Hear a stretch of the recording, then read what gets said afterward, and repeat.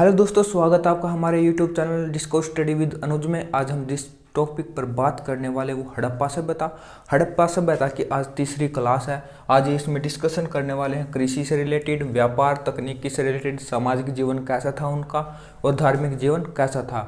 तो सबसे पहले आती है हमारी कृषि। कृषि में हमें दोस्तों जो कृषि में सबसे पहले आती है मुख्य फसलें। वो मुख्य फसलें क्या क्या उत्पादन करते थे और क्या क्या नहीं करते थे। दोस्तों उसमें सबसे पहले मुख्य उत्पादन है जैसे गेहूं है, जौ है, राई है, सरसों है, तरबूजा, खरबूजा और चावल। दोस्तों चावल के जो साक्ष्य हमें कहाँ से प्राप्त हुए? लोथल से और रंगपुर से। जो ये हमारे जो मुख्य फसल थी दोस्तों उनकी गेहूं और जौ, ये मुख्य उत्पादन में काउंट होती थी। और जो दोस्तों है इसे उपजाने के लिए किसका उपयोग करते थे? हल का जो हल महत्वपूर्ण था, जो खेतों की जुताई के लिए प्रयोग किया जाता था, उसके भी साक्ष्य प्राप्त हुए। दोस्तों कहाँ से प्राप्त हुए हैं? बनावली से दोस्तों, जो फतेहाबाद हरियाणा में है, और दूसरा है जो कालीबंगा राजस्थान में स्थित है दोस्तों, वहाँ से जुते हुए खेत हमें जो मिले थे उसके साक्ष्य मिले हैं। और हल का खिलौना हमें बनावली से मिला दोस्तों, जो हरियाणा के फतेहाबाद में स्थित है। और जो कपास की खेती है दोस्तों, ये सबसे पहले प्रमाण मिले हैं यहाँ से हड़प्पा सभ्यता से। जो हमें कपास की खेती के जो यूनानी लोग थे, कपास की खेती के कारण सिंधु सभ्यता के लोगों को क्या कहते थे दोस्तों? ये इन्हें सिंडन सभ्यता यानी सिंडोन सभ्यता भी कहते थे, क्योंकि यहाँ पर सबसे पहले कपास का उत्पादन करके जो विदेशों में निर्यात किया जाता था। उसके बाद दोस्तों हमारा पशुपालन में दोस्तों एक गाय, भैंस, बकरी, भेड़ और सुअर आदि को जो है पशुपालन करते थे। इसमें जो गाय और भैंस है, जो इनके मुख्य जो जानवर थे, जो इन्हें उत्पादन के तौर पर दूध वगैरह देते थे। और कुबड़ वाला भैंस दोस्तों, जो पशु एक विशेष प्रिय था इन कुबड़ वाला, शायद इसकी पूजा भी की जाती होगी उस टाइम पे। और दोस्तों यहाँ पर जो कुत्ते थे वो पालतू जानवर थे। मतलब जो मैंने आपको पहली क्लास में कराया था, जो पूरा पाषाण, मध्य पाषाण काल में जो इंसान ने किसको? कुत्ते को अपना पालतू जानवर बना लिया था। और जैसे ये बंदर और भालू आदि के बारे में भी इनको पता था दोस्तों। बंदर और भालू के उसके बारे में परिचित थे कि ऐसा कोई जानवर होता है। शेर, जो लोयन की बात करते दोस्तों, इसका इन्हें जो प्रमाण, इसके प्रमाण नहीं मिलते कि इसके बारे में इन लोगों को जानकारी थी या नहीं जानकारी थी। उसके बाद दोस्तों एक सींग वाला गैंडा, जो इनका विशेष प्रिय पशु था, इनकी जो मुहरों पर भी मिला है दोस्तों एक सींग वाला गैंडा। उसके बाद दोस्तों आता है हमारा व्यापार, शिल्प, तकनीक। तो दोस्तों व्यापार किस किस चीज़ों का करते थे? जैसे दोस्तों पत्थर का व्यापार करते थे, धातु का व्यापार करते थे। धातु में बहुत सी चीज़ें आ जाती है, हमारा सोना, चांदी और भी बहुत सी चीज़ें, जैसे तांबे का दोस्तों व्यापार करते थे। और हड्डी का व्यापार करते थे दोस्तों। इनका व्यापार दोस्तों दूर दूर तक फैला हुआ था। तो व्यापार में दोस्तों धातु, ये किस चीज़ का जो धातु, मतलब जो ये व्यापार एक दूसरे के साथ करते थे, किस वस्तु विनिमय प्रणाली से दोस्तों, एक वस्तु दो दूसरी वस्तु लेते थे, ऐसे व्यापार ज़्यादातर करते थे। ये अधिकतर वस्तु विनिमय प्रणाली इनकी चालू थी। लेकिन मोहरें भी प्राप्त हुई। मोहरों का भी जो हमें मेसोपोटामिया से भी हमें जो सिंधु घाटी की मोहरें हैं उसकी वे भी प्राप्त होती हैं। और जो इन्हें दोस्तों व्यापारिक बस्ती बनाई हुई थी, जो इनकी एक व्यापारिक बस्ती के प्रमाण मिलते हैं हमें दोस्तों अफगानिस्तान में मिलते हैं। वहाँ अफगानिस्तान में व्यापारिक बस्ती होने के कारण दोस्तों ये यूरोप है, जो मध्य एशिया है दोस्तों, वहाँ तक अपना जो ये सामान पहुँचाते थे। अफगानिस्तान में व्यापारिक बस्ती होने के कारण जो हड़प्पाई मोहरें है दोस्तों, जो हमें यह मेसोपोटामिया से प्राप्त हुई है, इससे हमें इनके व्यापार के फैले होने का पता चलता है कि ये एक से दूसरे देश में, जो एक क्षेत्र से दूसरे क्षेत्र में व्यापार करते थे। और समुद्री व्यापार का भी ये दोस्तों हमें साक्ष्य मिलता है। कहाँ से मिलता है दोस्तों? लोथल, जो गुजरात में है, वहाँ से हमें एक बंदरगाह होने का भी साक्ष्य मिलता है, जिसके कारण हम ये मतलब पता लगा सकते हैं ये एक देश से दूसरे देश में व्यापार करते थे। देश तो नहीं होता था उस टाइम पे दोस्तों, सभ्यताएं होती थी। जो मुख्य 4 सभ्यताएं थी दोस्तों उस टाइम पे, मिस्र की सभ्यता, मेसोपोटामिया, और एक चीन की सभ्यता दोस्तों, और एक मुख्य सभ्यता हमारी ये थी जो हड़प्पा सभ्यता थी उस टाइम पे। और जो कांस्य निर्माण दोस्तों, जो हड़प्पा सभ्यता लोगों को कांस्य निर्माण के बारे में पता था दोस्तों, उससे पहले है दोस्तों, और जो उस टाइम पे उन लोगों को नहीं पता था, जो ताम्र पाषाणी काल थी दोस्तों, उन लोगों को और जो कांस्य निर्माण के बारे में ज्ञात नहीं था। लेकिन दोस्तों इन्हें पता था कि तांबे और टीन को मिलाने पर कांसा बनता है। और जो कांसे के विशेष शिल्पी होते थे उन्हें क्या कहते थे दोस्तों, कसेरो कहते थे। जो कांसे की वस्तुओं का निर्माण करते थे क्या कहते थे दोस्तों, उन्हें कसेरो कहते थे। ठीक है।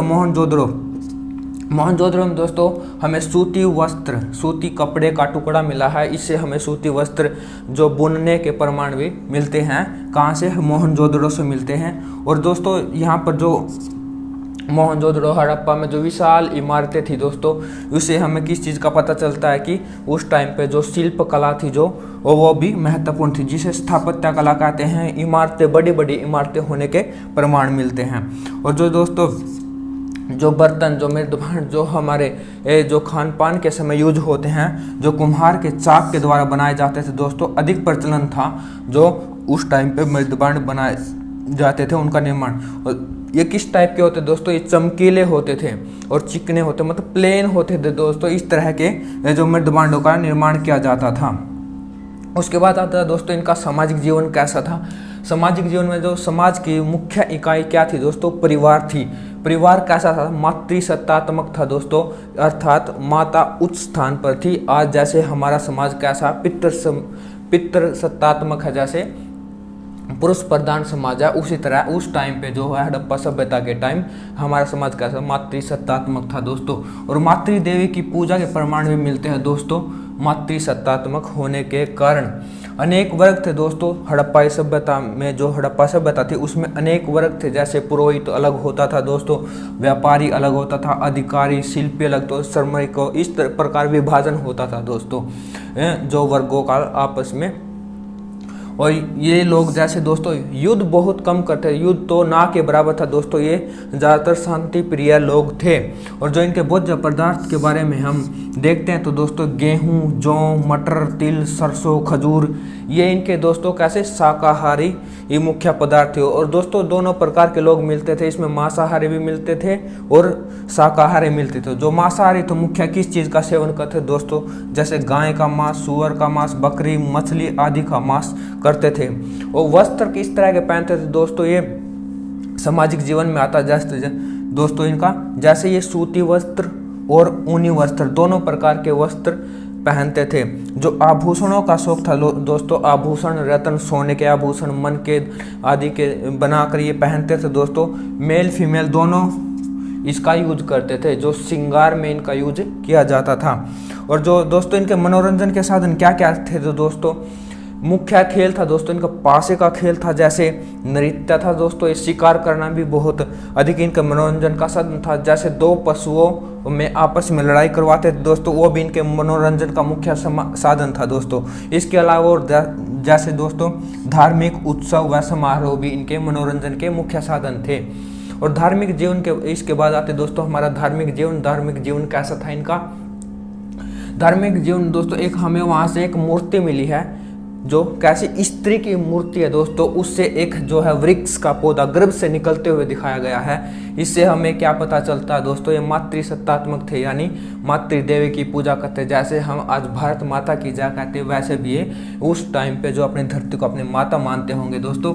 एक जो योगी है, एक योगी की मूर्ति जो जैसे एक उस पे मिली है दोस्तों, मोहर पे मिली है एक योगी, उस मूर्ति कैसे बैठा हुआ दोस्तों, पद्मासन में बैठा हुआ है, पद्मासन में बैठा। उसके चारों ओर दोस्तों एक हाथी है, बाघ है, एक गैंडा है, एक भैंसा, और उसके पैरों के सामने उसके नीचे जो है दोस्तों दो हिरण बैठे हुए। इससे किसका पता चलता है दोस्तों, हमें मोहर पर चित्रित जो इससे पता चलता है कि वो पशुपति यानी आज जो शिव कहा जाता है उसके प्रमाण मिलते हैं, पशुपति देवता के प्रमाण मिलते हैं। उससे क्या पता चलता, उस टाइम पे दोस्तों लिंग पूजा का भी प्रचलन के साक्ष्य प्राप्त होते हैं हमें। और उस टाइम पे जो धार्मिक जीवन में दोस्तों वृक्ष पूजा भी बहुत ही महत्वपूर्ण थी। उसमें क्या किस किस पेड़ों की पूजा की जाती थी दोस्तों, पीपल का हो गया, जैसे बबूल का वृक्ष हो गया दोस्तों। और जो इनके नीचे एक पत्थर रखकर दोस्तों जब इनकी जो पूजा की जाती थी, जैसे पशु पूजा भी बहुत ही महत्वपूर्ण थी दोस्तों उस टाइम पे। एक सींग वाला पशु जो इनका मुख्य पशु था दोस्तों, उसकी भी पूजा मिलती है। और दूसरा जो हमारा कुबड़ वाला सांड है, उसके भी एक पूजा के साक्ष्य मिलते हैं दोस्तों। गौ पूजा उस टाइम पे प्रचलन पे नहीं था दोस्तों। गौ पूजन जो हम आज करते हैं, हमारी जो गाय हमारी माता कहते हैं दोस्तों, उस टाइम पे गौ पूजन के प्रमाण नहीं मिलते हैं दोस्तों। मोहनजोदड़ो से दोस्तों एक चिन्ह और मिलता, जिसे आज हम स्वास्तिक का चिन्ह कहते हैं दोस्तों। इससे क्या पता, सूर्य की पूजा का पता चलता है, सूर्य की पूजा के प्रमाण मिलते हैं, इससे सूर्य की आराधना का पता चलता है दोस्तों।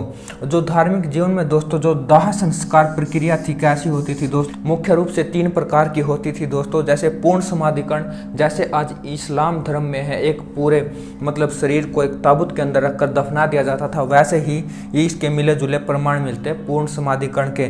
दूसरा है दोस्तों आंशिक समाधिकरण। इसमें क्या होता था, जो मृत शरीर है उसको खुला छोड़ देते थे, पशु पक्षी जो भी है उसे खा लेते थे और बचे हुए अवशेष को मिट्टी के अंदर दफना दिया जाता था। उसके बाद है दाह संस्कार दोस्तों, जो इसका पूर्ण समाधिकरण है दोस्तों। जैसे ये जो आग के अंदर इस के मृत शरीर को जला दिया जाता था, जो आज हिंदू वो संस्कृति में विद्यमान है, इसके प्रमाण मिलते हैं दोस्तों। और जो दोस्तों जो मृत शरीर है जो दफनाए जाने के उसके साथ जो रोपड़ से हमें कुत्ते के साथ भी दफनाए जाने के प्रमाण मिले हैं, ये हमारी जो बची हुई हड़प्पा सभ्यता का दोस्तों आज ये विषय कंप्लीट हो गया। तो आज की वीडियो में बस इतना ही। अगर आपको हमारी वीडियो पसंद आए तो हमारी वीडियो को लाइक शेयर और सब्सक्राइब करना बिल्कुल मत भूलिएगा।